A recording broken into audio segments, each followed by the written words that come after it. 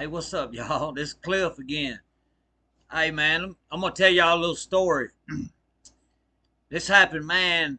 I don't know. I was probably 19 or 20 years old, something like that. And me and my buddy one day, me and Wes got out and we was gonna go drinking. And we started out early in the morning drinking beer. And something, I don't know. We stopped and got uh, a quart of liquor, and we drank it. And this was but it's still like 11 o'clock during the day. We done been drinking beer and drank that whole quart of liquor. So we went by my mama's or my house, and my mama wanted us to go get her some beer at the store. And my mom, she was the type that she would be like, "Oh, here, y'all go down there and get me some beer, and here, get y'all some too." I mean, that's just how she was. So we went and got mama some beer and brought it back. And man, this little old town I lived in, man, it stupid, man. They got like 10 cops for a town that don't need but two or three. Like seriously. And so anyway, they got all these cops and stuff. Just so happened that the day that we leave the house, we're going down Main Drive. There's one road goes right through the middle of the town called Main Drive. Well, there's when you get about almost down to the end of it, you can turn left on this road called Old Gurley Pike, and there's a old church sits there, and then right on the other side is a little old restaurant called Dot's Dairy Dip or something. Been there for 100 years. Man, just happenstance. I mean, it was just a crazy coincidence. As we're coming down Main Drive, we see a bunch of cops and stuff at the dairy dip. So naturally, I told P, I was like, "Hey man, hook a left on Old Gurley Pike. Let's go, go away from the law." He was like, "All right." Well, we didn't know it at the time, but one of our friends we grew up with had just took the police on a foot chase. I mean, they had just been chasing him for like an hour, and they was sweaty and wore out, couldn't breathe, and they finally caught him. And like 15 minutes after they catch him, there's all standing in the parking lot talking about all the, how they had to do this, and man, them briars got whatever, they. So here comes me and P, and we gonna hook a left, and I don't know what happened. We was drunk. I mean, but anyway, P goes to turn on Old Gurley Pike, and when he did, man, he come up about 10 feet short of the road, and there was a damn sidewalk there with a cupboard underneath it. Man, all them police are standing right there, about 30 yards from where we're going to turn in. He turns in short. The car goes across the sidewalk and hangs. The front wheels are hung. The frames hung on the sidewalk.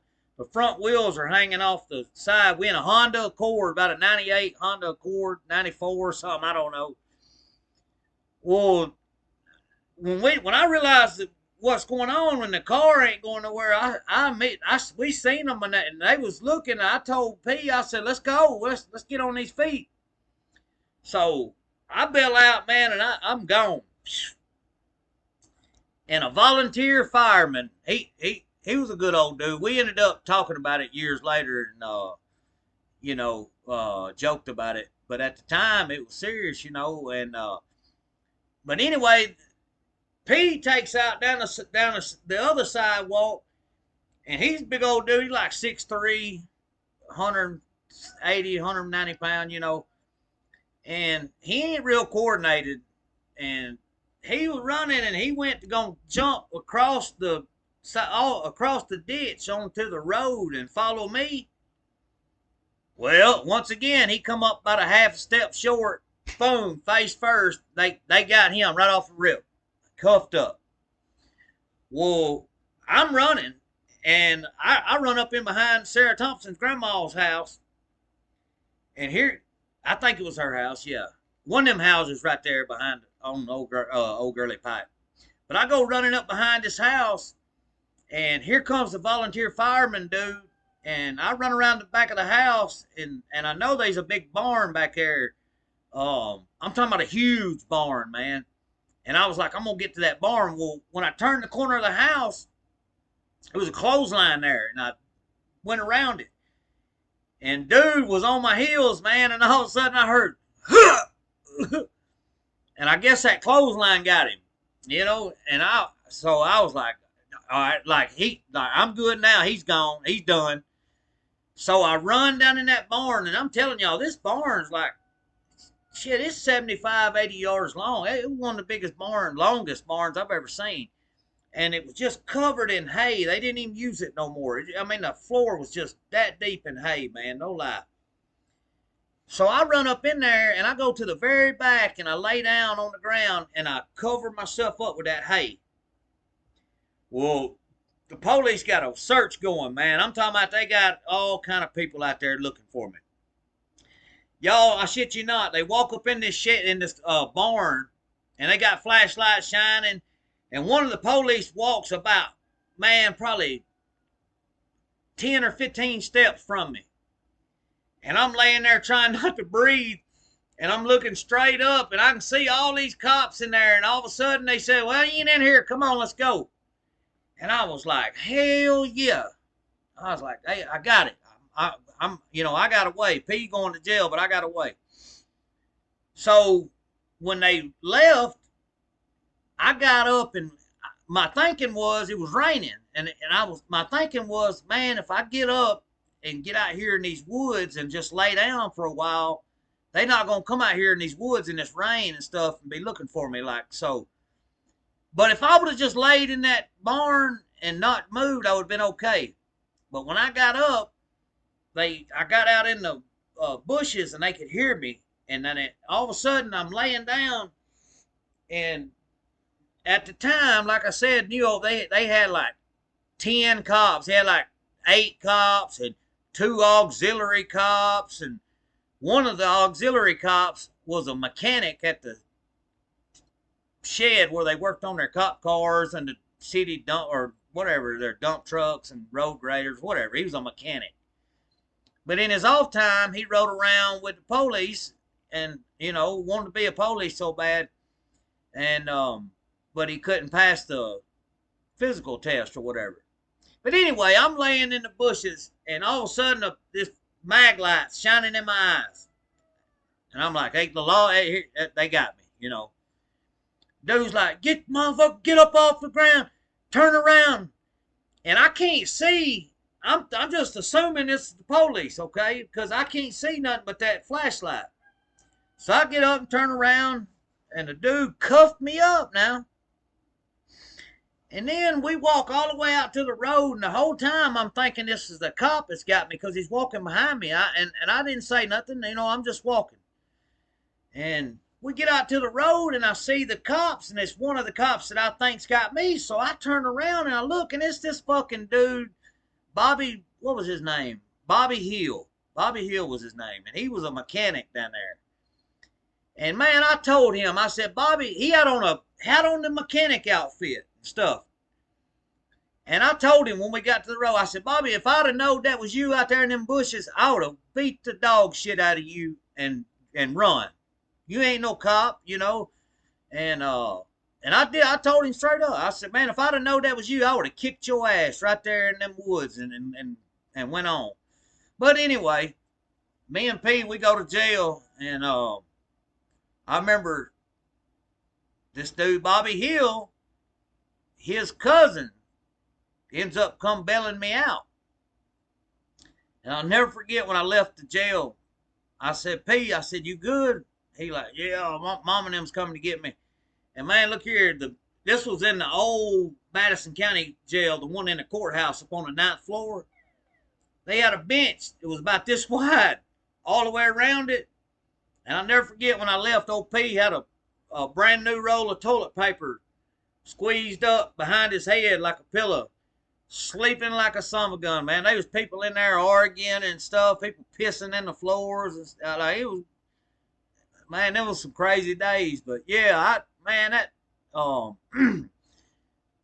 and then later on, that dude, that the volunteer fireman dude that first started chasing me, I talked to him. And he was like, "Yeah, I should have just let your ass alone. Y'all boys too young for me. I should never even went on that chase." But man, I'm telling you, New York cops, they used to do people wrong, man. Like I said, they let people that ain't even cops, out there trying to make arrests and stuff. Um, I mean, seriously, these cops in New York at one time, and Butch Taylor and Dave Mann and them let it go on. I don't care. I mean, I know everybody likes them and all that, but I'm just being honest with y'all. Y'all know exactly what I'm talking about. They let Poochie and all of them do all that shit, man. These cops in New York, they would ride down the road and be like, "Oh, there's Clifton and Pacer, pull them over. I bet you they got something on them." No evidence, no nothing. Just you know what? I bet if we stop them, I bet we'll get lucky. They'll have something on them, and they would. They'd stop us for make up some bullshit, and then they would, tear the car apart and all that. And yeah, man, just no search warrants. Come up in your house with no search warrant. The mayor let them get away with it. But I got a story for y'all about the mayor, Mr. Taylor. I'm gonna have to, like I said, I gotta talk to a lawyer before I can tell y'all this one. But I got away with it though. Yeah, yeah, I got away with it. But like I said, I don't. I got to check on the statute of limitations before I tell it, because I don't want to tell something and end up. Uh, hell, it's got, man. That shit happened 15, 16 years ago. Hey, only two things that ain't got statute of limitations is rape and murder. So surely to God. But I'm gonna check on it though. But yeah, they used to let these guys just run wild, man. Let these cops do. I mean, seriously, these cops would come up in your house without a warrant, man. And at the time, we didn't have Google and we didn't have YouTube and all that where you could be like, "Hey, man, you're violating my Fourth Amendment right. You got to have a warrant." Like, we didn't know that shit. I mean, you know what I mean? Like, I mean, when they come up in there, you just had to deal with them, because you didn't know the laws, and they didn't know them neither. They was just out there playing cowboy and Indians for real. And I'm gonna tell you what, I don't care what nobody says. Them dudes did something. I'm gonna tell y'all. There was a cop named Mike Austin, Poochie, David Dean, Buddy Dean. These dudes were all cops at the same time through the same years. They were all on the same bullshit, uh, harassing people, violating people's rights, and all that. And then a couple years, after they finally they shut them down because they was fixing to get sued. And something very, very strange happened, what leads me to believe that I think they done something and it was going to come out. But within hardly no time of both of them happening, Buddy Dean and David Dean hung themselves. And then, if I'm not mistaken, Poochie ended up killing himself. So 3 out of 4 cops that were all cops at the same time doing dirty ass shit. Like them movie you watch, We Own the Night, about Baltimore, Maryland, or Rampart with 50 Cent or whatever in it. Like, no lie, man, that's the way they were doing this little small town. They were just running roughshod over everybody. No, it didn't matter what the law was. They didn't care. They would, man, it was messed up. It was messed up, for real. But anyway, man, like I said, the mayors, they let them get away with it. I mean, they knew exactly what they were doing because everybody in the community was coming and telling them. But man, growing up in a small town's messed. It's weird though, man. Like um, you grow up, everybody, your friend, and everybody loves you and all that. But if you don't follow the same path that they do, oh, he's an outcast. He can't ever be. We can be friends with him, when ain't nobody around. But if people's around, we gotta act like we don't know him, you know, because he did this, he did that, um, like these motherfuckers ain't ever did something, you know. But anyway, that's just the way it is. Small towns, man, are fucked up.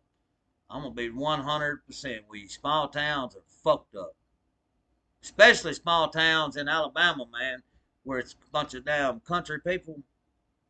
Man, I'm telling you, it's fucked up. Especially back then, like I said, when we were running the streets, because we didn't know the laws, man. Like we didn't know none of that shit about you ain't got to answer when they say, where you coming from? We thought you had to tell them something, you know. We didn't know that you could say, hey man, look here, what's the deal? Are you got me for speeding or what, man? I mean, where I been ain't none of your business. What's up? You know, and but we just didn't know that then, man. You know, and they took advantage of of us being dumb to the law, and they just run over us, man. But yeah. Anyway, I just want to tell y'all about me and OP. That was a pretty good story, man. We laughed on that shit for years, man. That was because it was crazy. Them cops had just got done chasing one dude, and then all of a sudden, boom, you got to chase two more. And I almost got away though, man. Almost got away. If I'd have just laid down in that barn and not got up, I'd have been good. Which I mean, they was gonna come get me the next day anyway, because they know. But at least I wouldn't have to go to jail that night drunk, you know. But anyway, it didn't. Nothing happened out of it. Hell, I think I think we paid court costs and something, and they dropped it or something. It was just misdemeanor shit, eluding the police. Um, we wasn't even in a car. We was on feet, you know. So, well, all right, y'all. Peace.